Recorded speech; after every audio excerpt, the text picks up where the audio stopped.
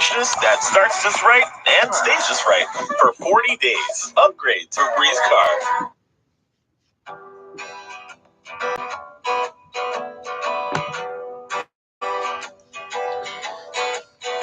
On the first part of the journey, I was looking all the life. Just get myself situated here. This is Let Us Interrupt You, episode 119 here on Tuesday. This is now March 7th, 2023. You know me as just Joe Olivo at this point. And for once, I might actually not even wear a hat. Well, actually, no, I probably should wear a hat because my hair is terrible. I will just debut the Montreal Expo hat. And yes, this barely fits my head. I should have looked at the cap size for this beforehand here. I might just turn this whole thing around. There we go. See? And I haven't gone for a haircut in about a month, so I probably need a haircut this week. I'm probably going to end up getting one tomorrow. But enough of that nonsense. Enough of the mumble jumble. This is Let Us Interrupt You. I'm not really having a good start to my show today right now. I'm having some tag issues right now with this hat. Okay. Am I better now? There we go. This is what I wanted. This is what I really wanted to do at this point. This has been nonstop free agency talk here on Let Us Interrupt You. I'm not even sure what's been going on here lately, but I might as well start with some breaking news. Lamar Jackson was put on a franchise tag. However, he is getting $32.41 million in a non-exclusive franchise tag, which means he's still allowed to negotiate with the teams. So they put a non-exclusive. So he's not exclusively stuck with Baltimore at this point. Technically, he could still roam around until he finds a really good deal. That is the only breaking news that has come out here so far. Other than the other side that's been going on here for the last 20 minutes or so. It's been nonstop with the stuff. We also got in the news today about Donovan Smith, the left tackle of the Tampa Bay Buccaneers, now being released from the Buccaneers, longtime left tackle. He has spent quite a while, I would say, in Tampa Bay. I would say about 9-10 years in the league, most of it with Tampa Bay. You could argue right now that Donovan Smith might be on his way out. I mean, people could say he might have 3 or 4 years left as being a left tackle, being a healthy one as far as that goes. He's slowed down a lot over the years, so it's not like this guy has that much left in the tank, realistically. But Donovan Smith right now is been released from the Buccaneers. There's a lot of NFL free agency draft. We're also going to get into the NBA news.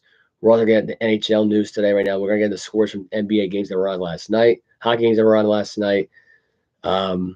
College basketball tournament starts today. So you got the Big East tournament that started. I don't believe it started last night. I'm not really 100% sure.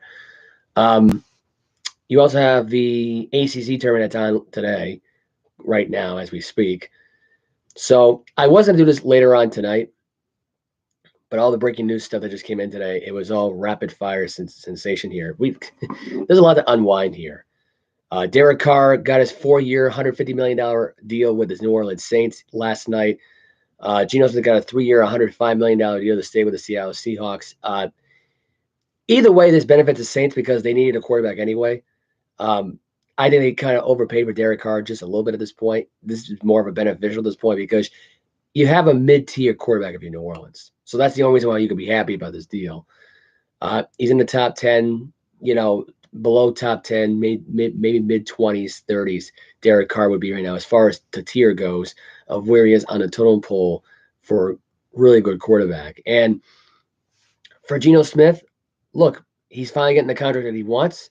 He's a starting quarterback for the Seattle Seahawks at this point, even though it may look like now he's going to be, having somebody replace him eventually. They're going to look at that in this year's draft. I mean, it might be possible.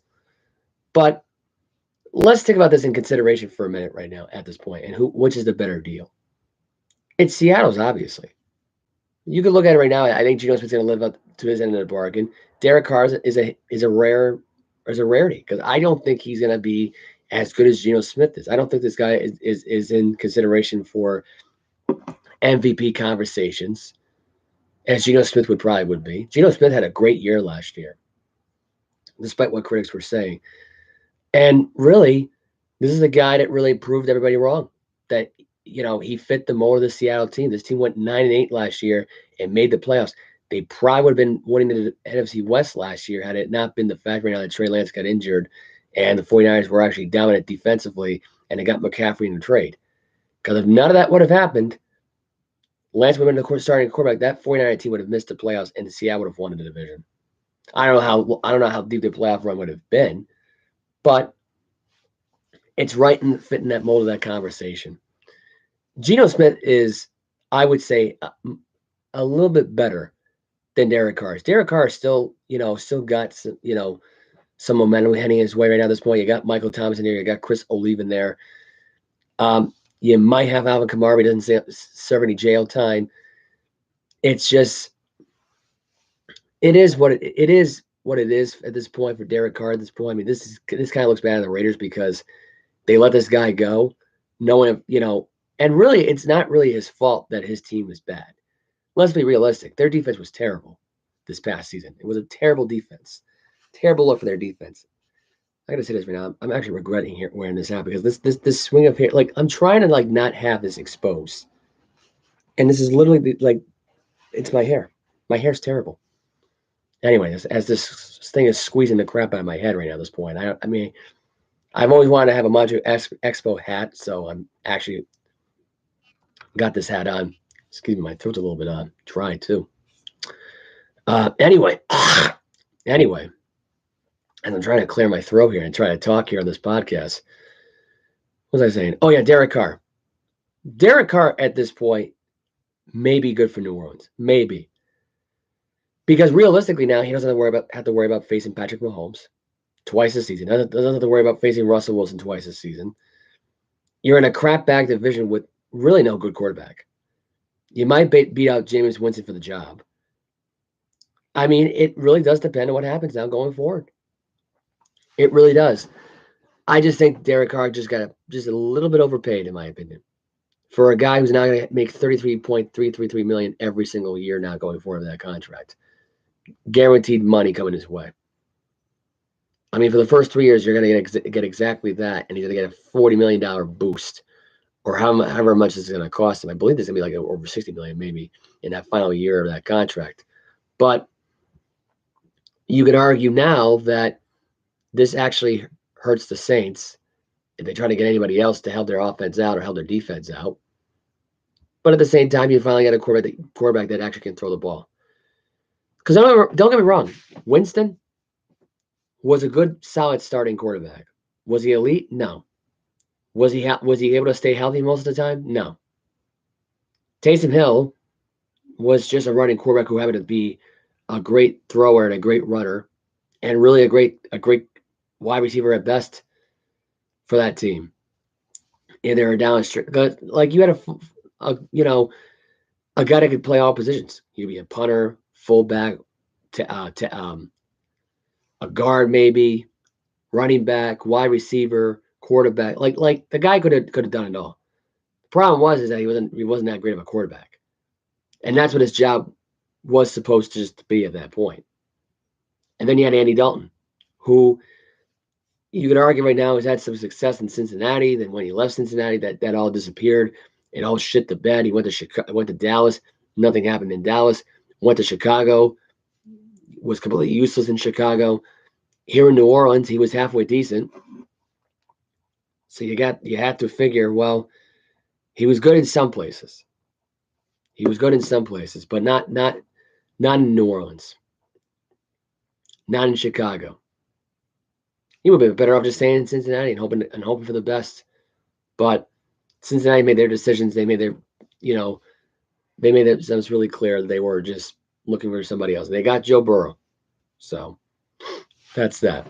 And we already knew that 2 years ago. So why we go back in time at this point? Because now we got a new quarterback in New Orleans named Derek Carr, who the only reason why he wanted to leave Las Vegas at this point was because nobody wanted him.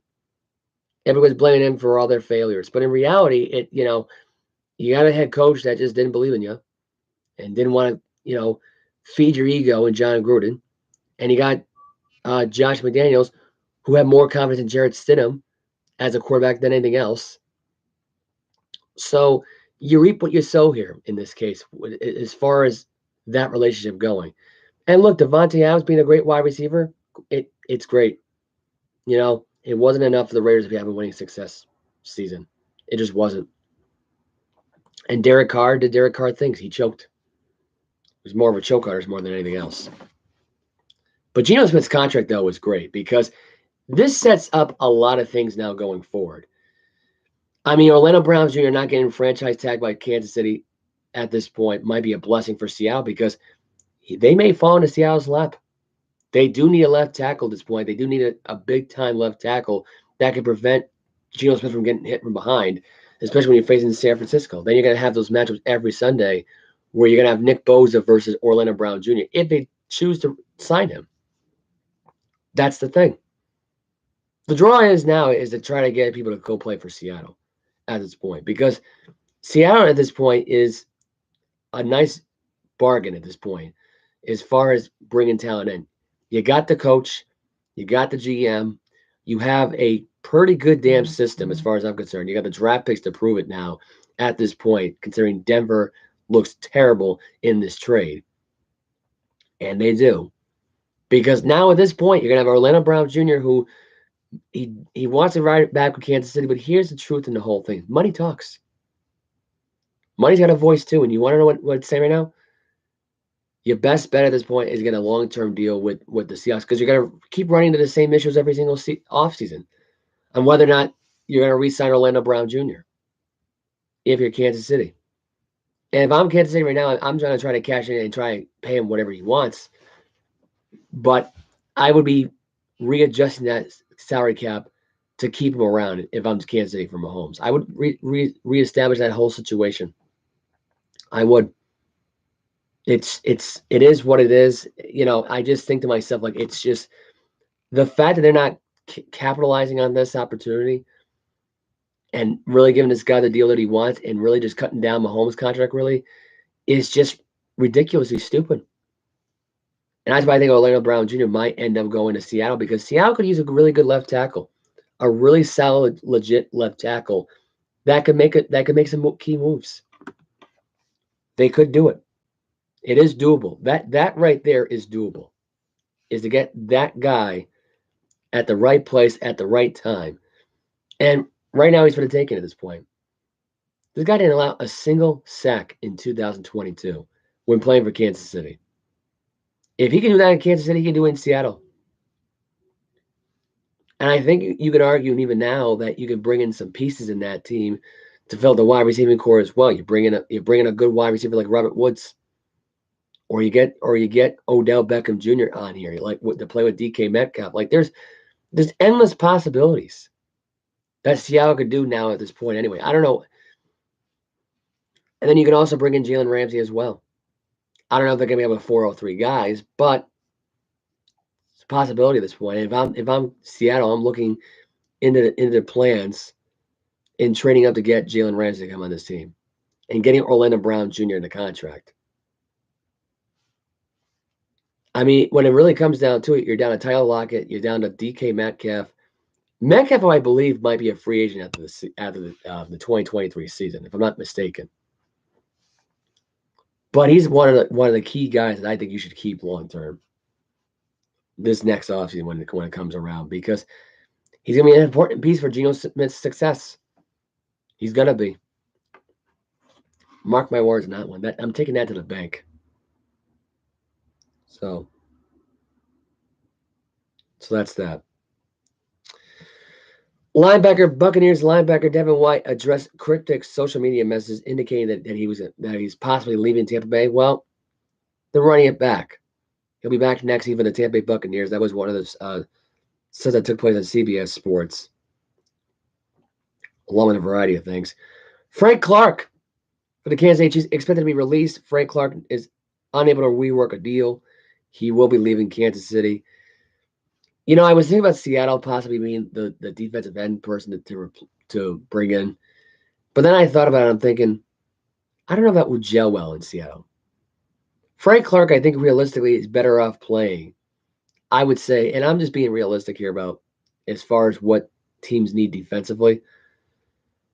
The Washington Commanders sound like a realistic team. Like you got Chase Young in there, you get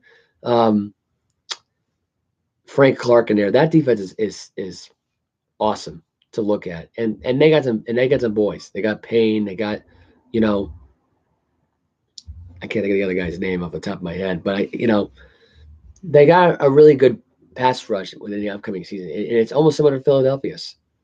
So Frank Clark is one of those guys that could step in there and take over and make a key difference. Aaron Rodgers believed getting Packers believe Aaron Rodgers' dedication declined following his extension.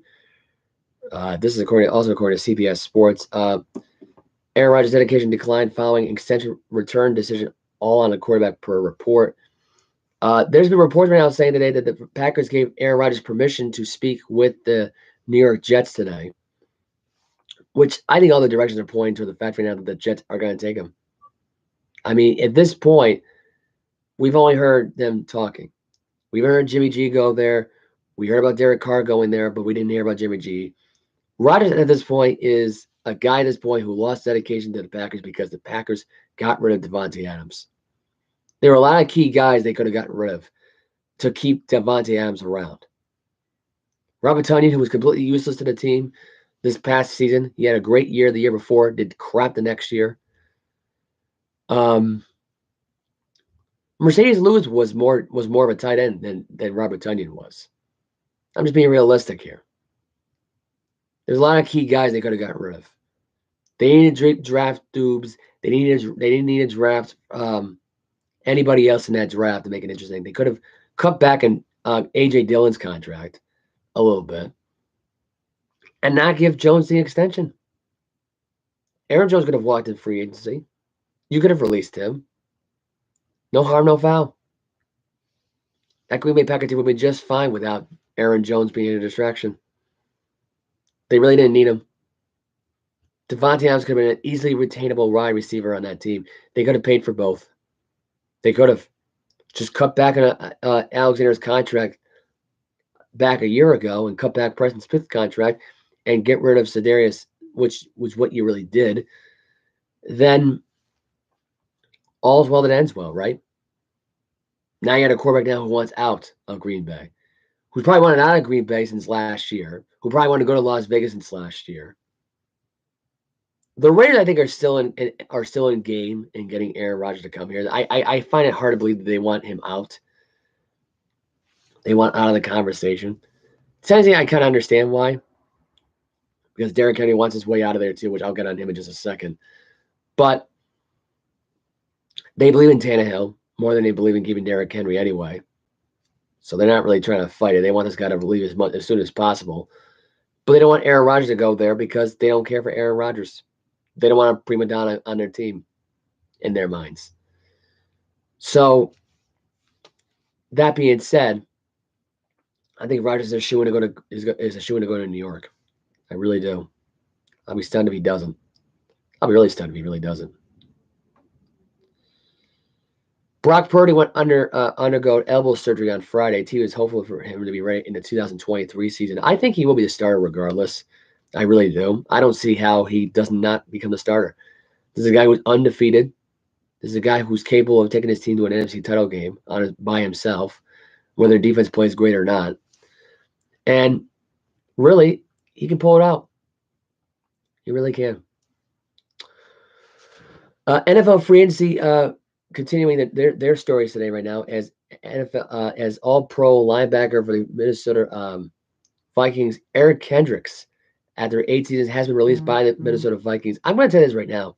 At this point, Eric Kendricks should go to the Green Bay Packers. In all spite of this whole thing, nice way to replace Darius Smith. You bring that guy in. Eric Kendricks, by the way, who's a monster, along with Darius Smith. And you can argue right now that tit for tat here, you're kind of even in the linebacking and defensive core. Green Bay should get some players around here. And I gotta say realistically, if Jalen Ramsey doesn't end up going to the Seattle Seahawks, Green Bay's in play here. Because at this point, other than Zaire Alexander, who's also is also a good defensive back on this team, Ramsey could actually mentor Zaire Alexander. Because realistically, at this point, Alexander, since he's been on that Green Bay Packer roster, has not had a mentor once teach him anything. He taught himself, basically, this defense. That's what ended up happening. It is what it is. Miami Dolphins. This just came in just now as we're live right now. By the way, if you want to like this video, hit the like button, subscribe, tell everybody about the show. It'd be much appreciated. It would help the video out a lot. And I mean, really help this video out a lot. And probably multiple videos I've been doing on this podcast for so long. Dolphins are going to set to release Byron Jones. Byron Jones, who's might as well have announced his retirement at this point, announcing that he couldn't play football anymore anyway. Will save more than $13 million after cutting the former Pro Bowl quarterback. Byron Jones, you got to argue right now. You feel bad for the guy. He's lost his job at this point. He's practically admitted that he can't play football anymore. And here they are right now being released off a team that really you almost had success with last season. You almost won a playoff game against the Buffalo Bills in Buffalo. Now, that would have been a real stinker for Buffalo. They would have lost to Miami last year with a defensive back that didn't even play that great and played terrible and can barely move. Just putting it out there. It's not a good feeling. Not a good thing to hear. There's been rumors also running around Miami this week that Tom Brady might be unretiring and joining back with the Miami Dolphins. It's at this point I'm going to set the record straight here. It's been 35 days since Tom Brady's retired. 36 days. Tom Brady at this point does not need to come out of retirement. He's already had a great career, 23 seasons in the NFL, definitely a first ballot Hall of Famer, multiple Pro Bowls, at least 5 league MVPs, 7 Super Bowls, 5 Super Bowl MVPs. Okay? He's playing 10 Super Bowls.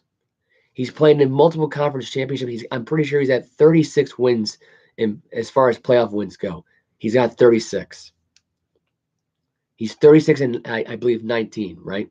That's his record, 36 and 19, 36 and 18. That's his record. So this is a guy who's been in the playoffs before, who's been undefeated, who's never really lost, his first few years, never lost a playoff game, except for that one game in Denver. That's what changed everything, right? So, and at this point, he's been posting pictures with his cat. His daughter's been hacking his phone, taking pictures of the cat, enjoying retirement, trying to get back with Giselle, trying to get things back together. She doesn't want to spend time with her kids anymore. She's been done with those kids now for a while and does want to do her modeling at this point. She's sticking it to Tom. And this is a woman who I really honestly think just didn't really trust Brady with a nanny. And that's why deep down she resents him for going on as long as he did with his retirement plans of playing football until he's 45 years old. She never liked the idea of being a stay-at-home mom, retired from modeling, because deep down she was forced to retire in her mind. When really in the first place, Vogue and all the rest of them never wanted her around. In fact, the only reason why they even have her around at this point, it's a name because nobody else is paying attention to Vogue at this point. No one's paying attention to swimsuit models right now. No one's paying attention to Playboy. No one's paying attention to any of this stuff. I mean, in fact, if they're really going to be paying attention to any swimsuit models, they might as well go on Pornhub and watch them get undressed. That's it. That's literally the only time these girls are going to get any attention, is that they go subscribe to Pornhub. And Giselle's never going to go for that. So that's a fact. That's never going to happen. That's not a realistic thing. Tom Brady at this point is retired. That's it. He's going to stay retired. He's not going to come out of retirement. The guy's got nothing left to prove. He's won Super Bowl with 2 franchises. Did in his first year with a pandemic. This guy survived the pandemic, never got COVID once. Never got COVID once, and for the first time in his life, drank alcohol with that team. So congrats to Tom Brady. Well deserved, in my opinion. He played he's been with the team now for at least 3 seasons. They've won 2 NFC South titles with him being there. And the playoff losses came in Tampa Bay. The last playoff win they had, Super Bowl 55. Go figure. That was the last playoff win. Anyway, there was some news the other day. This actually makes things really interesting at this point. This is according to American.com. This is according to the article. Jerry Jones is delusional. Cowboys owner apparently believes that Dak Prescott can improve with time and effort, and he's comparing him to Tom Brady. And I'm not sure what's going on here. Contrast between the Giants quarterback and Daniel Jones are in the words of one source going right down to the wire post quote. The deadline for the tag ends at 4 p.m. Eastern time. Deal must be done by then, or the team plans to tag its quarterback. Which I thought they already announced this already. So this is kind of surprising they announced this now. But this is just coming in according to Adam Schefter. But going back to my thing about Tom Brady and Jerry Jones. Jerry Jones comparing Dak Prescott to Tom Brady is the most stupidest comparison in the history of comparisons, especially when it comes to sports comparisons. I don't see how Dak Prescott's even close to Tom Brady. This is a guy who's had more consecutive games with turnovers after an injury. Are we getting more breaking news at this point? Yes, we are. Breaking news just coming in. Here it is. Daniel Jones, quarterback for the New York Giants, just signed a 4-year, $160 million deal, and they will tag Saquon Barkley at the deadline, officially at 4:07 p.m. Saquon Barkley and Daniel Jones are staying in New York. Oh, excuse me. So the Giants are going to run it back in 2023. 4 years, $160 million. That's a guy that's going to retire with the New York Giants. I'm sorry. There was no other team that's going to take that contract. I think the fix was in when originally the deal was going to be $45 million for the Panthers to take Daniel Jones. Now that's not going to happen now. They were not going to take him more than $100 million. They weren't going to do it. Frank Reich was just starting his job in Carolina. That would have been the worst contract in the world with really a wide receiving core that's not that great to begin with. I'm sorry. I'm just being realistic here. It would have never made a lot of sense to begin with. But Daniel Jones got a 4-year, $160 million deal. It's a done deal. It's a done deal. And this was never a scenario, and people are going to compare this to the Dallas Cowboy disaster of a contract that Dak Prescott got. Here's the reality with Dak Prescott. Every single year Prescott has played for this team, he's been injured. He's injury prone. He's milking the system. Because deep down, I don't think this guy wanted to play for the Dallas Cowboys. I don't think he did. I still think Dak Prescott's going to get traded. I do. I think that contract's going to get cut in half with that trade to Indianapolis at this point. And, I think Dalton Schultz at this point, the idea of him going to Detroit might still happen.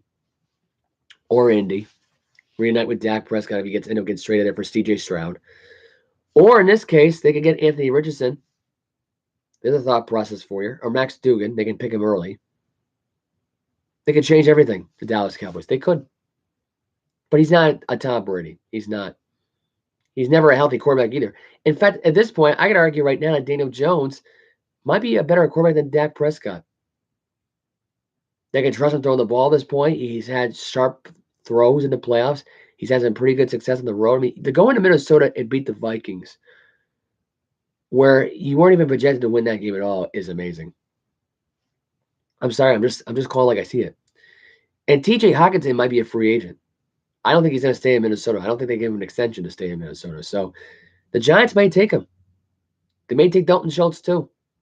And if 2 tight ends are taken at this point, and it's one of the best tight ends in the league at this point, and you're left with nothing but Dak Prescott on a dead contract, wasting your money away as you're hoping this guy plays a full season, doesn't get banged up and injured, doesn't have an interception-happy season where he just pulls a Brett Favre and just throws multiple interceptions a season, well, it looks bad on you guys. It looks bad because the Giants so far have kind of won the franchise tag deal. They kind of won the quarterback war in this whole thing. They beat out Derek Carr's contract by $10 million.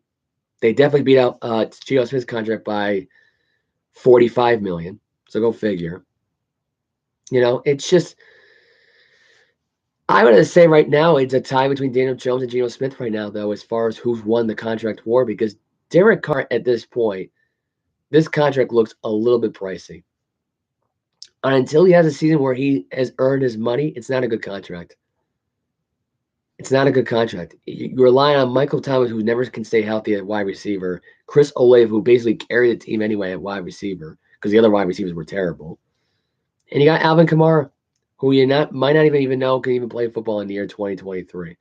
So overpay that guy to play with a team that is a complete mess at this point, all just to save Dennis Allen's head, because this is what this deal was to save Dennis Allen from getting fired. That's all this was. Because let's be honest, if they have a bad year, the first year of Derek Carr's contract, he won't get fired. I'll be stunned if he does, but he won't get fired. Because Derek Carr's a scapegoat. That's all it is. He's a scapegoat in this whole thing. As crazy as it sounds. See if there's any more NFL news to get on here. Probably there actually isn't more, unfortunately. Matt Patricia rumored to go to the Philadelphia Eagles. There was a report that was coming out on 98.5 the Sports Hub last week. This was on the Zolak and Bertrand show. They talked about how Matt Patricia never really wanted to run the offense last year. Was basically a favor to ask Bill Belichick because deep down he didn't want to empty his pockets and pay an offensive coordinator to run that offense last year for Mac Jones. And really, he knows deep down that he couldn't be the play caller guy last year. And apparently he never made one play call at all in 2023. Or 2022, sorry. And he basically referred to him the other day as, quote unquote, the architect of that team. And I'm thinking to myself, you mean when he was a defensive coordinator, right? Not when he had to run a terrible offense with a coach who had no idea how to run the team in the first place. Didn't know anything about being a quarterback whisperer at all. They would have been better off getting Jason Garrett to be the quarterback coach last year instead of Joe. You know what I mean? Like it doesn't make sense how they did this last year. It doesn't. That was a report the other day. And Patricia, you might as well say right now at this point, was put in a bad position because he was friends with Bill. He was close with Bill, and that's the only reason why he did this, because he was never friends with Bill. He would have told Bill to go kick sand. I'm gonna go run the defense. You have Joe Judge run that team. That's what you do. But now he's gonna go back with possibly to Philadelphia. Darius Slay had something to say about this whole thing as well. He made the reunion crystal clear, quote unquote. This is according to FanSide here. Darius Slay does not want Matt Patricia to join the Nick Sirianni Philadelphia Eagles staff at all. This is what it was. This was said here. He basically just said, quote, "You are not in that category yet at that time. I only had one Pro Bowl, but now I'm at 5. So I want to know how he feels about that now. I don't wish him bad on him, but as a man, me and him just don't get along. He's a smart coach. He knows his X's and O's, but the disrespect is not what I'm with." Darius Slay, if we're all gonna be really realistic here, Darius Slay could not carry that Detroit Lion defense. That's what really happened. Matt Patricia put him at the worst spot possible to be the one guy to carry that defense, and deep down he couldn't do it. That's what would have gotten him to those Pro Bowls. He would have already been at like a 8-time Pro Bowler already in his time in Detroit had he carried that team instead of drafting Okudah to help him out, do it for him. And Okudah had some better seasons at that time than Darius Slay Jr. I'm sorry. I'm just basically telling like I see it. The reality of it is that you can't really blame him on this point, considering he had an offense that just didn't care. Stafford was on his way out anyway. He was on his way out way before Slay Jr. was even part of this team. And the reality of it was that Matthew Stafford was never having Detroit. Calvin Johnson retired. He stopped caring. Just like Aaron Rodgers stopped caring about the Green Bay Packers when Devontae Adams left. He stopped giving a damn. So the whole thing at this point, the idea of Darius Slay Jr.,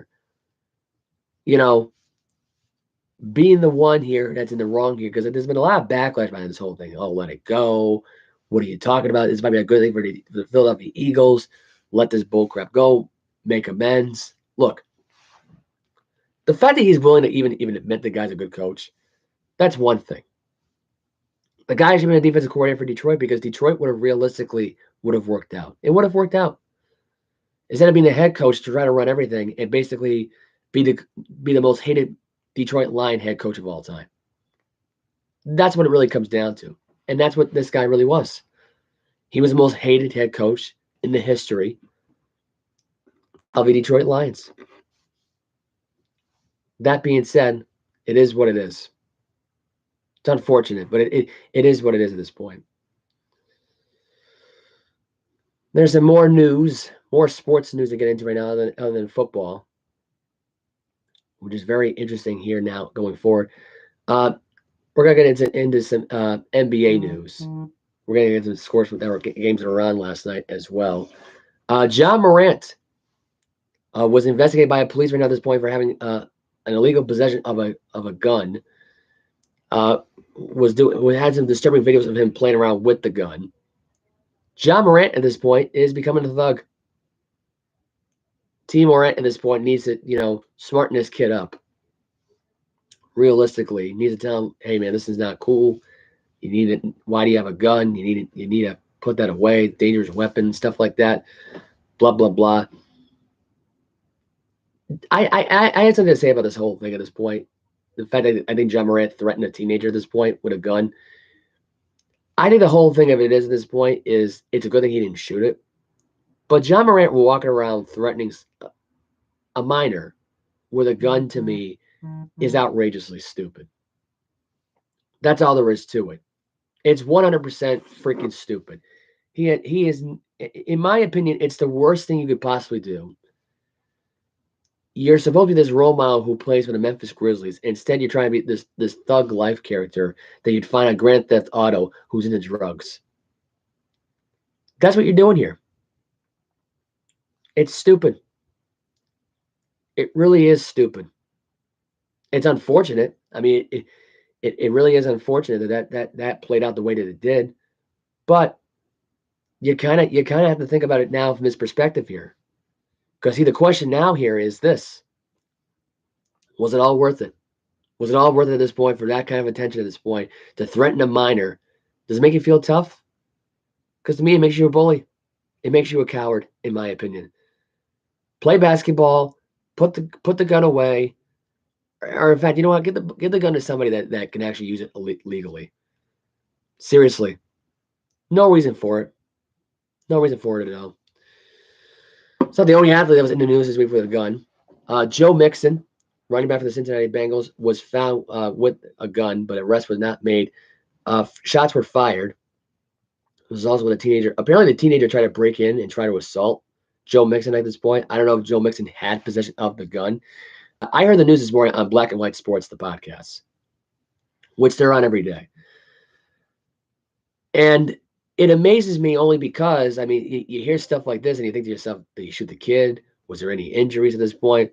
Nothing has been said about this since. But Mixon, though, is some deep crap. This is a guy who abused his wife. He tried to, move past that in his life at this point. He was sorry, did not mean to do it. He's got a little bit of a temper on him. He does. Which is probably why Cincinnati wants nothing to do with him. And then they're making a Buffalo Bills problem. If Mixon ends up being the next O.J. Simpson 2.0, that might be a scary thought process right there. I don't even want to even think about that. I don't. I want to avoid that as much as possible. We might as well get into some NBA news. Some games that were on last night.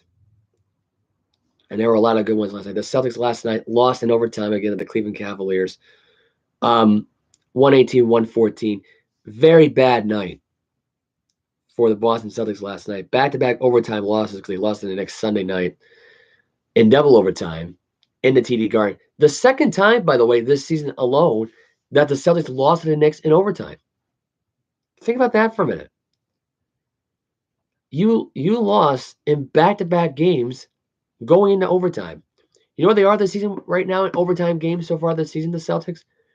They're 4-7 this year in overtime games. They're not a good team this year. Grant Williams didn't make his clutch free throws that he should have made. I don't know how he could have missed those free throws, but he missed them.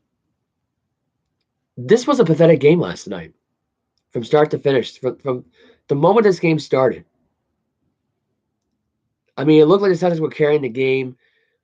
They let the second half get out of hand. The fourth quarter, especially, being outscored 31-17. I mean, that's just pathetic. Mitchell carried the team in that fourth quarter, forced the overtime, had 40 points, was 14 for 34 shooting. Garland had 17 points. He was 6 for 18 shooting in 42 minutes. Mobley had 41 minutes, had 25 points. You had at least 3 of the Cavaliers in figures here, double-digit figures.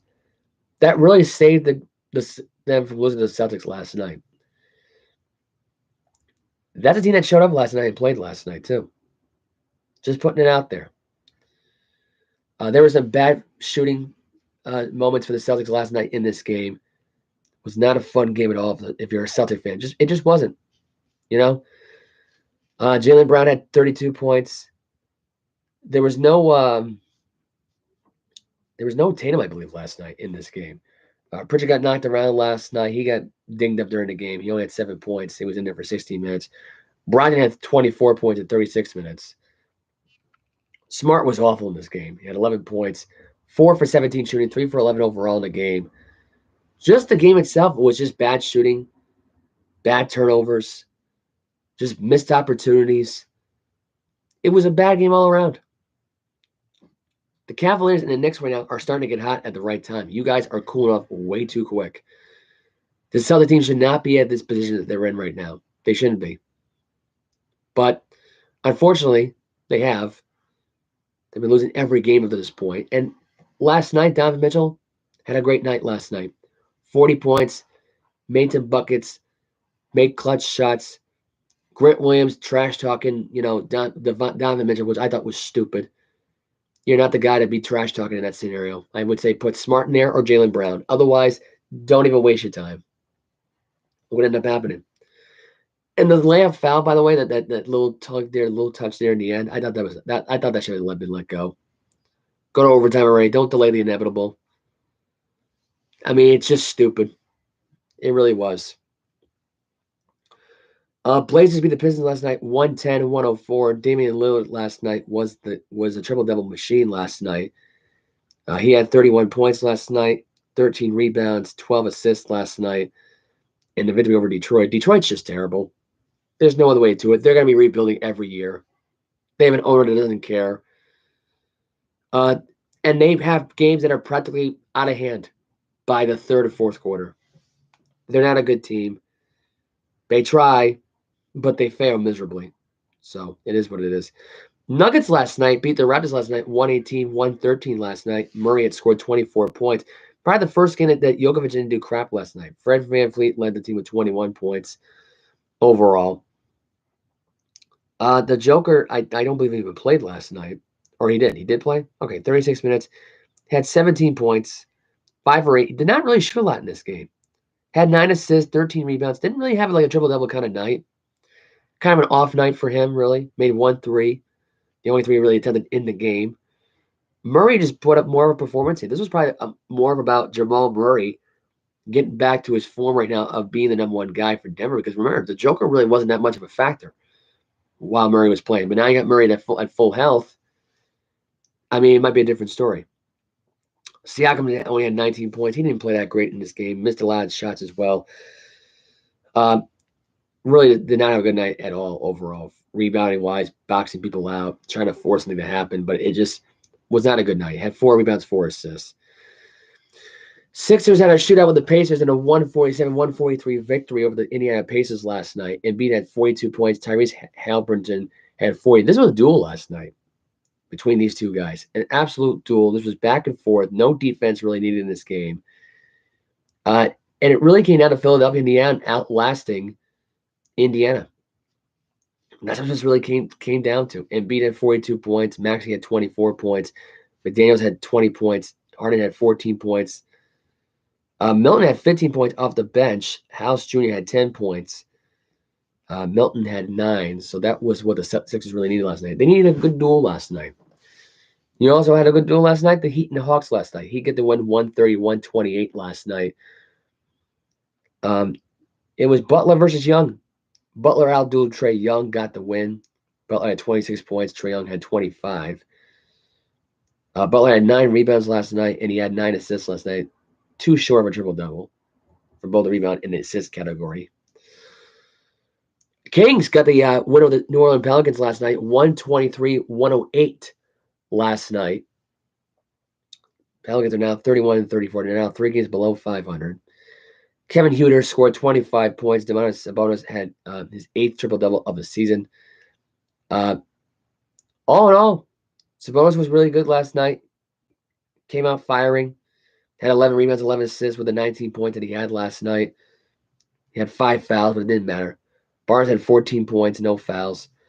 Murray had 13 points. Mitchell had 15 points. Huerter had 25 points. Not really much of a need for De'Aaron Fox in this game last night. Dellavedova didn't really do much in the game. Went over 7 overall in the game. But it didn't matter. The Kings were just going to smash the Pelicans anyway. Ingram had 24 points. Ingram's the only one that carries this team. Can I just say that for a minute? CJ McCollum, who was supposed to be on his own in New Orleans, was supposed to be this key difference maker for New Orleans Pelicans to try to help out and salvage their season. He's just doing the same thing he did in Portland. Not much. He's an all-star. He had some good stats and stuff like that, but he's not the key piece for a basketball team. He's not the number 1 guy. He's not a number 2 guy. If anything, he might just be a number 5 guy. Completely forgotten about at this point. Murphy III was in there. Jones was in there. Valanciunas. You also got Zion Williamson, who doesn't like playing for New Orleans anymore. Likes taking their money instead and ripping them off. So, and that's that. Anyway,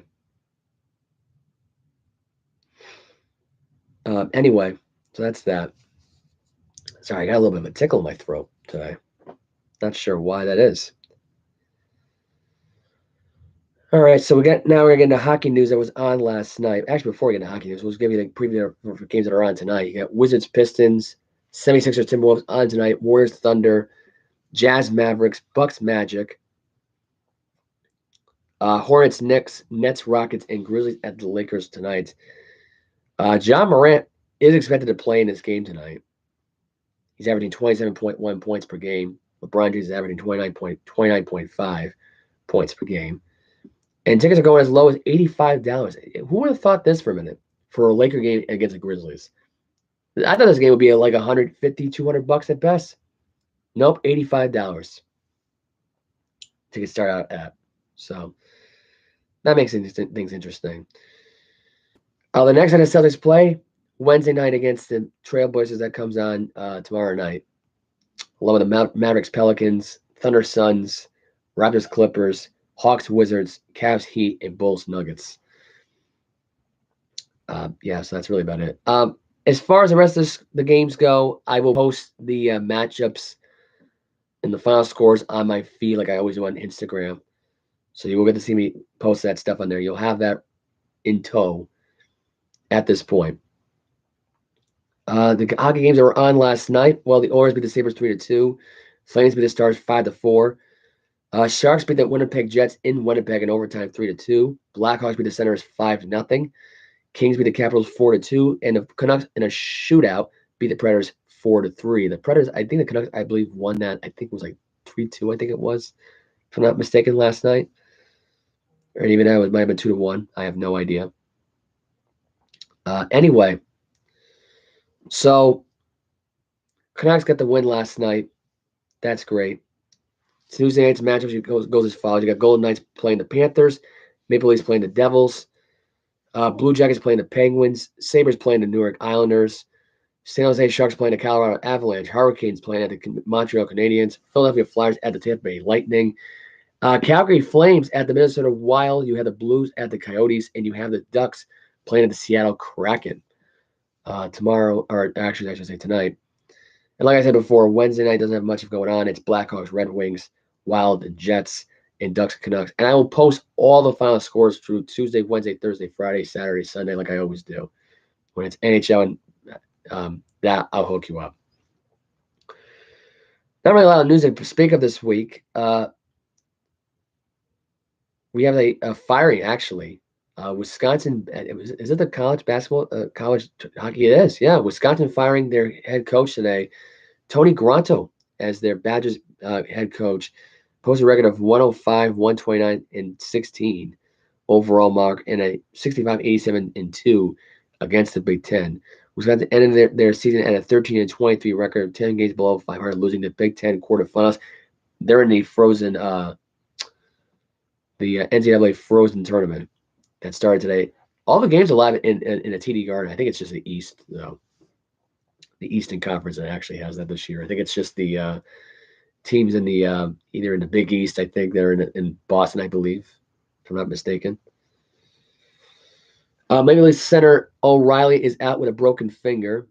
He will miss at least 10 games. Jonathan Quick got his victory in Vegas, made his Vegas debut last night, got the win. Like I said before, the Knights got the, I think that was, I want to say, was that in the game that was on last night for the Golden Knights, or was it Sunday? Was it Sunday they got his debut win? Yeah, it was 4-3. Let me go back to the scores from the actually, no, I think that, or did I cover? I think I covered those games, right? Yeah, I covered those games from Sunday. Okay. Just trying to remember now at this point what I did. Okay. Not much else for news here right now. Lightning benched their stars in the third loss to the Sabres. Lightning are just starting to fall apart at this point. I mean, let's be realistic here. The Lightning right now might be if they continue this trend. I mean, this could be very interesting here going forward. The loss to Buffalo left Tampa Bay with winless in 4 straight. They're 0-3-1, their longest streak of the season, which I think they've lost 5 straight at this point, going back to that week. So that was March 4th. That's now March 7th. That was the they lost the Hurricanes too. So they lost 5 straight. They benched their starters here, which I didn't even know they did. But as of right now in the standings, and it doesn't look that promising for Tampa Bay at this point, but if they keep dropping here, they might be on a losing trend here to Buffalo. Buffalo's not that far behind. So they might be in the mix right now of losing their spot at this point to Buffalo. They drop a few more, they're below Ottawa and Florida. They might be eliminated from playoff contention. Lightning got to start to wake it up at this point. As far as the wild card, as it follows, Tampa Bay does lead the Atlantic. So they're third seeding at this point in the Atlantic. They be the number 1 spot in the wild card, or actually number 3 in the wild card, behind Pittsburgh.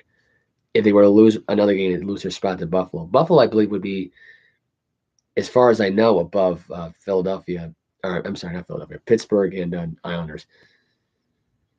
As far as the West goes, their wild card looks like right now goes as follows: Edmonton and Colorado at this point. Edmonton might just eliminate the defending champions. They might just do it. Then lose to Vegas. Then Vegas faces off against Dallas. And then we get Dallas. I mean, either way, we might get Vegas versus Dallas here. That might be a realistic thing that happens now going forward. I don't know. But I already changed my prediction at this point. I was going to go with Golden Knights and Bruins. I was going to go with them originally. But then I made my take about the Dallas Stars being at Sagan versus Pasternak, the guy who replaced Sagan. And Linus Ullmark making his, Stanley Cup final, debut at this point, making him the MVP of the league and winning the whole thing by himself by sweeping Dallas. I mean, it'd one hell of a story. I would love hearing a story like that. And I kind of hope it does happen that way. I really do. I mean that too when I say that too. It's a lot of things I don't really mean that often, but this is one of those cases where I do mean it. So, yeah, I kind of hope it happens. Oh, I just lost my spot at this point of more news telling here, but I didn't get a chance to talk about this on this podcast Sunday. Longtime Tampa Bay Rays announcer David Willis had passed away. He passed away at the age of 58. Think about this one. The Tampa Bay Rays have never seen a World Series win in his time as being a broadcast announcer. So that's kind of sad, actually. But condolences goes out to the friends and family and colleagues of Dave Willis. He will be sorely missed at this point. Gene Valicenti for NBC 10 News made the Television and Radio Hall of Fame, so congrats to him. Well deserved. Definitely well deserved. He definitely deserved to get into that Hall of Fame. No question about it. He's been part of the NBC 10 team for probably over 40 years. I want to say it's been over 40, 50 years maybe. I want to say. Part of the team for a long time. They were showing old clips of him. He looked like a Paul Bear with like the look that he had at the time. I mean, his hair was dark. His mustache was dark. He had the perfect broadcasting mustache. That's what he had. The perfect broadcasting mustache. Unfortunately, I can't get that on this podcast. The perfect podcast mustache or broadcast mustache, I should say. I wish I can, but I can't. Let's see. Danica Patrick made the news today. Returned to NASCAR booth at Las Vegas, but she can avoid repeating same. Apparently, this is broadcasting flaws that she had. Apparently, she's been pulling a Tony Romo here when it comes to broadcast that irritated fans last year. She last competed in the Daytona 500 back in 2018. Her on-track experience in broadcast work covering multiple racing styles earned her an invite from Fox to join the broadcast booth for a couple of races last season as a part of a rotational lineup of guest analysis. Now, following that same format in 2023, the 40-year-old returns this weekend and next, working the same races she did a year ago at Las Vegas and Phoenix. The question is, will she change her approach after last year when she received criticism from irritated fans for her consistent comparisons to IndyCar? It's a bad comparison, by the way, NASCAR and IndyCar. Just FYI, because here's one thing: IndyCar definitely a lot more fun watching those crashes than NASCAR crashes. And I don't cover NASCAR a lot because NASCAR since Jeff Gordon, Dale Earnhardt Jr., and Tony Stewart, Jimmy Johnson, the rest goes on. Since they all retired, it's not that good. Clint Boyer being gone, Kurt Busch basically still there, but he should retire. You got Kyle Busch that's still there. But let's be realistic here for a minute. The fact that she's going to compare NASCAR to IndyCar at this point and not take the job seriously at this point and make the most dumb comparisons to me, like Tony Romo does in football games, because instead of actually studying the playbook and studying what's going on, what's on the line in these games and stuff like that, it's almost bad as Tony Romo's, broadcasting. It's not great. I mean, Romo's been pretty good at what he does. There's no denying that. It's just a matter of, at this point, I decided to take this hat off. I'm sorry. I know my hair's a mess at this point. And what's funny is I wet my hair today, and I think the problem is because I just got out of work and I had to wear a safety helmet all day long, where my hair just looks like this, and that thing was just squeezing my scalp. So if my hair's sticking up in the ear to the side, again, I do apologize, but this is just how it's going to just stay for now, I guess. I don't know if this is going to work out or not. Anyway, that thing was squeezing my scalp. Can you imagine me wearing that hat for over 55 minutes and that thing squeezing the crap out of me? Jesus. Anyway, but yeah, she was making a lot of comparisons to IndyCar. I guess people were irritated by it. I look at it like this. She was an IndyCar racer. If you don't want her to make IndyCar gestures, here's an idea, Fox. Put some IndyCar series on your TV. Have her be the one to broadcast the thing, and that way you don't have to worry about it. Because deep down, she's an IndyCar girl. The NASCAR was just too big of a stage for her to do to begin with. I know it made a difference in women's racing. I know it made a difference in general for women in general in sports. But she was never that good. She never could get by the men. And even now with the men that she was even competing against, even after the four horsemen, I would consider them, of racing retired. I mean, and even those that were around for years and years and years retired, she still couldn't get by that competition, which is why she got that job. She should have stayed in IndyCar because deep down that she was an IndyCar girl. And I think she would be much better at IndyCar broadcasting than she would be for NASCAR broadcasting. I'm just being realistic right now. I know she wants to join the field at this point, but there are some guys that have great stories that could easily take that job way over Danica Patrick's stories any day about IndyCar when it has nothing to do with NASCAR at all. That's it. That's my take on the whole thing. I have one more story to get into here, and I'll probably just wrap it up there at this point, unless I actually have anything else. 12-year veteran NFL reportedly expected to retire. He's not made the retirement announcement. I actually have a couple more stories I got to do here. That'll be all done. Just waiting for this to load up right now because I did have the story right in front of me. Ronnie Hudson, longtime center for the NFL for the Cardinals, expected to retire this offseason. Hudson's played 159 games for the Raiders and the Cardinals, made it to 3 Pro Bowls, and was an All-Pro back in 2019. So Ronnie Hudson, pretty good career, pretty solid career. I think at this point, since Hudson left anyway, the center position was a hole, missing hole in that Raider organization. So that's why the Raiders team's so hard to look into here. Anyway, but yeah, that was that. We also got some more broadcasting news. Jack White and Danielle North to be inducted in the Rhode Island Radio and TV Hall of Fame. That was also announced today, along with Gene Valentine's awards. So that's awesome to hear. Those two are getting more broadcasting legends. They were legends in their job field, let me tell you. So was Patrice Wood for NBC 10 News. Tony Petrarca for Eyewitness News, Channel 12. You got Jerry Rhyme for NBC NBC 10. They were all good back then. They still are. They still are. I don't know why this won't let me go back to my Facebook page here. Oh, I guess not. I guess I'm not gonna be able to get in my profile here. Why isn't my thing not let me go back to my page? Here we go. Anyway, let's take a look here. We got actually a couple more stories we got to get into here. It's been a lot of unpack here in this 1 hour show. I kind of figured I'd be going over the limit here. Brittany Mahomes and had posted photos with Patrick and Joe Rogan. This is actually post divorce Joe Rogan drama, which was taken, and this was also according to Newsbreak. I hear this and I think to myself, she's married to a man who's making $500 million at this point playing football. They have a kid. So for anybody who's trying to make a story out of this, it's not much of a story. I think they're just trying to. Rogan's going through a divorce. Unless Mahomes is open to having a threesome with both Mahomes and Rogan, I just can't. I can't really imagine that happening. I can't. But it's just the idea of it just sounds stupid. It does. Former Super Bowl champion defensive player announced today that he was temporarily paralyzed in the Super Bowl 48 matchup. He was on the Joe Rogan Experience. The former Bronco and Raven defensive end, quote unquote, was temporarily paralyzed from the nose down during a preseason game in 2013. He said that the hit made him numb everywhere in the aftermath for the next 3 hours. That was the one and only. I think it was.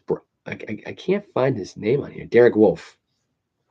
That's what it was. I don't know why I thought his name was Brock Wolf, but anyway. But yeah, he announced that he was temporarily paralyzed from the nose down. Was unfortunate, but it is what it is. Tight end Hunter Henry not expected to be cut by the Patriots. That was according to Patriots Wire. So good for him at this point. We're going to get into college basketball. I just realized this. So we're going to be on here just a little bit longer. I know. I go on for way too long. I'm sorry, everybody.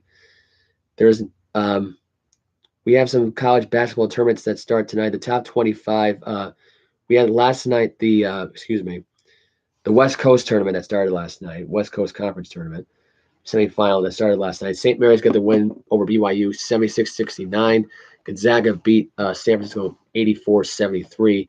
Tonight, it's going to be Gonzaga versus St. Mary's. That's going to be in the final. I'm pulling for St. Mary's here. I kind of want a different winner for this West Coast Conference because every year it's always Gonzaga. So I'm kind of hoping for Gonzaga to lose here tonight. Really hoping for it to happen. I really am.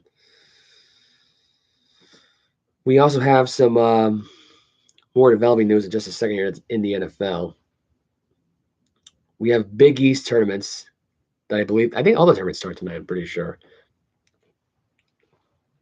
Actually, first round of Big East is tomorrow night at 5:30 with DePaul Seton Hall, Butler St. John's, Georgetown Villanova. Thursday is PC and UConn. Marquette will be playing against whoever is announced in the quarterfinal here. Xavier also is get that announcement, and so will Creighton. PC no longer ranked after their 2 losses they suffered. So that's that. For the Big Ten, which starts tomorrow night as well, you got Ohio State, Wisconsin, and Minnesota at Nebraska. 3 of the 4 teams will be in the NIT this season. Just going to leave it to you at that. It won't be Wisconsin, though. It'll be Ohio State, Minnesota, Nebraska, obviously. Although Minnesota might be just be eliminated. So let's be realistic. They might be just be eliminated. ACC action, tournament style right now. Currently, they're underway. Georgia Tech beat Florida State in the first round, 61-60. Florida State has been eliminated from the ACC tournament. They finished the year 9-23. They are eliminated from postseason NIT competition as well. They need to have at least over 10 wins to get in, and believe it or not, they did not get in. So they were up by 10 points, and they let this lead slide away. Cam Corey with the leading 12 points for Florida State. Currently, right now, Louisville's beating Boston College 6-5, about halfway through the first half of that game. And you have Notre Dame and Virginia Tech playing each other later on tonight at 7. So that is all the NCAA stuff that we get into. Big 12 tournament, I believe, starts tomorrow night with Texas Tech and West Virginia. You got Oklahoma at Oklahoma State. You have Iowa State at Baylor. You have Kansas at home, Texas, and you have TCU at Kansas State in the Big 12 championship quarterfinal. We got a little college football, college basketball mismatch here. The only difference is this is a quarterfinal and not an actual final. For the ACC tournament, though, as we go back to that one right now, we have games coming on Wednesday for that as well. We have Wake Forest at Syracuse, Georgia Tech at Pittsburgh. Tar Heels are at home. North Carolina State represented as a home team. Duke is waiting on the winner as well. Miami has not got an announcement yet, or Virginia. So the winner of those other games, obviously, they'll be playing the other teams at this point. That tournament comes to an end. We won't know more past March 9th. So that's that. And that's pretty much it. I mean, that's really all we have left here on the table as far as that goes. I'm not sure when the bracket is going to come out, when they're going to make it official. I guess they're going to wait now until after the tournaments are over at this point, which they normally release these things before these tournaments begin. So I'm kind of surprised they didn't announce it yet. So, yeah, that kind of does surprise me. We have two developing news outside the NFL, and then we will sign off here. Part of Daniel Jones's contract that's worth $160 million, $82 million is guaranteed at the signing. So he's definitely going to get a signing. And it's another $35 million in incentives, according to multiple sources. And for Lamar Jackson, being franchise tagged non-exclusive by the Ravens, has scared out the Atlanta Falcons. So the idea of the Atlanta Falcons getting Lamar Jackson to come there, well, that just went out the window. So that's not going to happen now at this point, now going forward. So, anyway. And I need a clarification in case anyone's wondering about Marcus Callaway at this point and my take on the whole thing. The guy's still got talent, I think. He's still got a lot of developing to do. There's been a lot of rumors that are saying right now that there's not one NFL team that's interested in getting Marquise Callaway, which is very sad here. My prediction here in this right now, if things don't work out, go to the XFL. Make yourself really realistically, he kind of belongs there. It wouldn't be such a bad thing, really, honestly, and he could get better overall. Josh Gordon's there right now, and I think Josh Gordon's going to spend the rest of his career in the XFL. I don't think this guy's ever going to make a return to the NFL ever again. I don't think AJ McCarron's going to go back there either. I think people that are trashing the NFL, they're never going to get back in, period. Whether it's a Colin Kaepernick situation, an XFL being better than the NFL situation. I mean, it's one of those things. And I thought Marquise Callaway could be developed by the Patriots. I thought to myself, okay, I got Mac Jones, a younger quarterback, a younger wide receiver. It's a great story. You know, Tyquan Thornton's not that great anyway. In fact, he's almost comparable to Marquise Callaway. Callaway might just be a little bit better if he was healthy. And you know what? If Callaway can't get on the NFL team, then I think the XFL would be perfect for him. It would be. It would be one perfect way for his career to just take off at that point. I almost forgot about this too. There was a kidnapping in Mexico where 4 individuals were kidnapped. 2 of them were found dead after the kidnapping at this point, and the 2 other ones were found and rescued. So they were not reporting on who was the one that rescued them allegedly. This is making headline news today right now. This is outside the sports spectrum here. I actually have one more story in college basketball, then I really will sign off here. Alligator allegedly taken from Texas Zoo as an egg or hatchling has been returned nearly 20 years later, officials say. This is according to CNN. Nearly an 8-foot alligator was taken from a Texas zoo 20 years ago, as an egg or hatchling has been returned to the facility after it was spotted living illegally in a backyard of a home near Austin, officials say. Investigators were at the property in rural Caldwell County for a separate incident when they saw the alligator in a pen. Texas Game Warden's spokesperson Jen Sugar said Monday, a woman at the property told the investigator she had taken the alligator egg nearly 20 years ago when she was volunteering with the zoo, according to Sugar. Although there was a habitat in the backyard for the alligator, it had outgrown its pen because it was nearly 8 feet long. So here's a tip, guys. Just stay away from alligators. Don't have it as a pet because you're looking at multiple lawsuits if that's even a possibility at this point. We're going to go into this now. Let's see. Family suing Airbnb over Tyler's deadly fentanyl exposure. So apparently an Airbnb had fentanyl and a baby got to it. This is according to The Hill. Wrestler Jake the Snake Roberts, according to US Weekly, rekindles romance with his ex-wife Cheryl Hagood 24 years after divorce. Quote, addition doesn't have to win. There you go. Jake the Snake Roberts back with the missus. And may just keep the life simple here and not to get married again. Anyway, stepdad gets the official seal of approval from his stepkids after 26 years. This is according to USA Today. You find a lot of these good stories, and it does warm your heart. So this is a good story right here. You hear stories like this, it's awesome.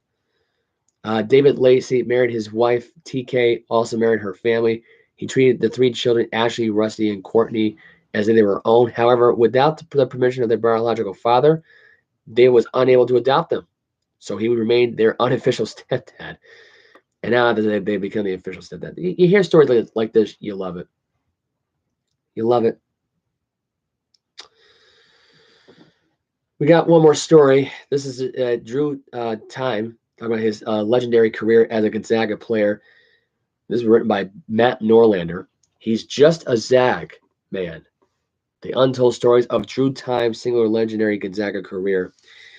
This is how it starts out. It takes a certain type of player to thrive at Gonzaga. They pride themselves on their unpretentious basketball credos, their intangible quality to some of the best to ever go through the program. It's an ethos. He's just a Zag man. The Zags have made stars out of many over the decades. A special few have transcended the sport. Eccentrically is essentially a prestige if you're going to evaluate there. Mark Few runs one of a kind of hoops enterprise that equal parts intensely competitive and incredibly loose. Some boost their college careers by embracing this counter-culture vibe and pouring their offbeat personalities onto the basketball floor. They're all variations on classics, the Bohemian form. You got Adam Morrison, Ronnie Turuff, Dan Deku, Kelly Olynyk, Robert Scare, J.P. Batista, Kevin Baganos. And then there's Drew Time. A category unto himself, the full-on embodiment and persist definition of what it means to be a Zag. As the senior embarked on a final few weeks in a Gonzaga University uniform, the time has come for reflection on a one-of-a-kind career. The reigning 2-time West Coast Conference Champion Player of the Year is only the second Gonzaga star to pull off that feat since Blake Stepp in 2003-2004. He's pacing towards a second straight All-American season. Time just sits just 5 points away, 2,192 points, from becoming the Zags' all-time leading scorer, a feat he'll surely accomplish Tuesday night against St. Mary's in the WCC tournament title. He's 7 rebounds away from being 5th all-time in a Gonzaga University all-white while compelling 309 assists and 109 blocks. Altogether, no one in Gonzaga history has scored more than 1,500 points and grabbed more than 800 rebounds, dished upward 200 assists, swatted more than 100 shots. Time has blown past those thresholds. He's played in 129 games, started 100, and never lost 2 in a row. Gonzaga has been ranked number 1 across 30 out of the 74 weeks since he arrived, with a record of 117-12 in games he played. If anything, the totality of his run is somehow undervalued, and he weeks away from capping off one of the strongest college careers in the past 2 decades. And yet, those amazing accomplishments still don't fully cut into the essence of Drew Time. Off the floor, he's a legend. In a Spokane Gonzaga assistant Brian Mickelson said, quote, he lived every moment of a college life. As many kindly reminded, there's only so much about Time's time that can be shared on the record. He's pulled off quite a feat. One of the greatest Gonzaga players ever, compiling one of the proudest college resumes of the 21st century, and he's done it entirely on his terms, overcoming an impelling fashion sense the whole way. The dude wears mismatched socks and would rather don sleepwear in public than rock everyday attire. He's got a carefree attitude that slides right up against a killer competitive nature. Time takes the best of all things afforded to him. He's a man of convenience over taste. His dad's favorite beer is Dos Equis, so it's his favorite too. His go-to food spot is Cordoba, not because he loves the food, but because it's the closest to where he lives. He overthinks too much. If I give him $20 of my money, it would take him 8 hours to make a decision, his mom said. The rest goes on here, but this guy has had an amazing career.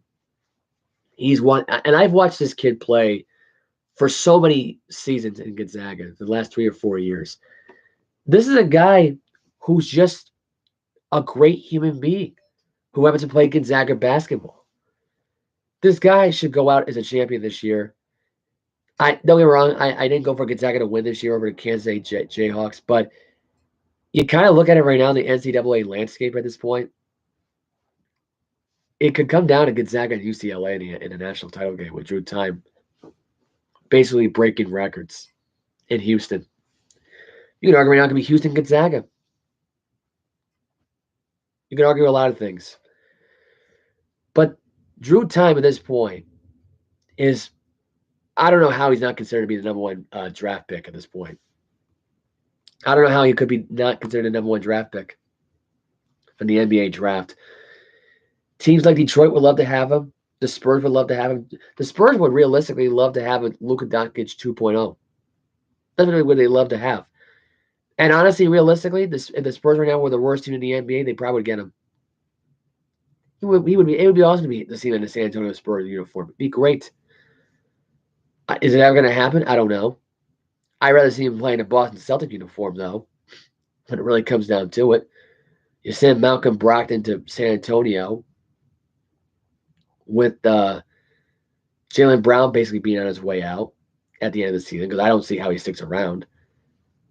Drew Time could just be a perfect replacement and a guy that could help out Tatum and the rest of the Celtics win a championship. Because right now, I don't see it happening this year enough for the Celtics. I thought I was going to see it, but I see it more of a Boston Bruins win in a Stanley Cup final than I do see the Celtics win the NBA Finals. I'm sorry. They're slacking off at the wrong time. They're not. Joe Mazzulla is too aggressive of a head coach. He's not a good media person, which doesn't help. He doesn't know how to command the room. He knows how to chime in at the worst times. Doesn't know how to do it in the games, coaching, but he knows how to do it in press conferences at the worst time possible. So that's that. That's that. There's no other way of covering it. Drew Time at this point, though, has had a great career in Gonzaga, and I hope he does well in the NBA. I really hope he does. Do I think he'll be successful in San Antonio and in Detroit? I don't know. If Greg Popovich was 30 years younger, maybe. But, it is what it is. It's sad. But it is what it is. It's unfortunate. Anyway, so now we're officially out of time. Ooh. But before we go, Sauce Gardner says he won't intercept quarterback, will burn Cheese head if he joins the Jets. That's what Sauce Gardner had said today if Aaron Rodgers is playing. They're all pulling for Aaron Rodgers to go to New York.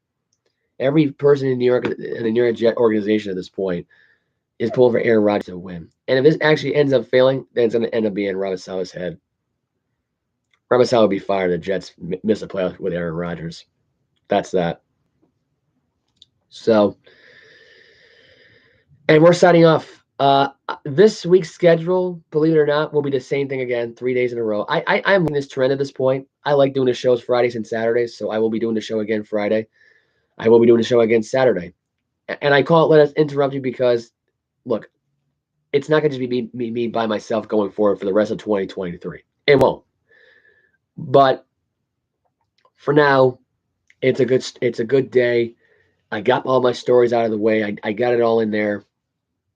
You know, it is what it is. I had to get these stories out and about today at this point.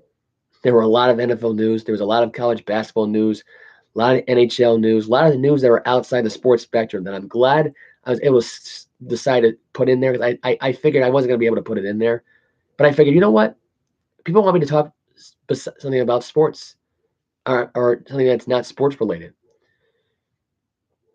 Did we have talked about award shows on here? I don't think we have at this point. I don't know.